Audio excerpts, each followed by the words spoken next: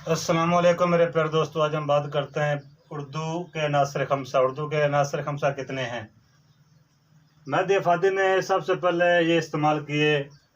इससे मुराद खुद इन्हीं के अल्फाज में सर सैयद अहमद खान, शिबली, हाली, नज़ीर अहमद और मोहम्मद हुसैन आज़ाद उर्दू के नासिर खमसा हैं।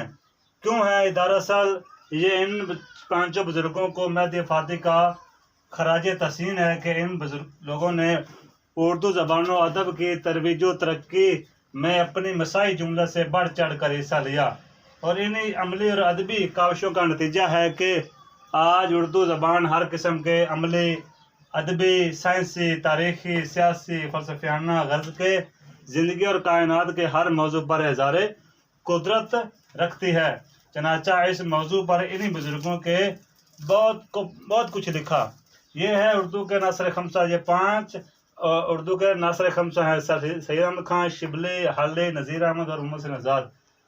उम्मीद करता हूँ आप सर खैरियत से होंगे। अगर ये वीडियो अच्छी लगे इसको लाइक और सब्सक्राइब लाजमी करना, और साथ ये कि बेल के आइकन को ज़रूर प्रेस करना ताकि हर नई आने वाली वीडियो का नोटिफिकेशन आपको मिल सके।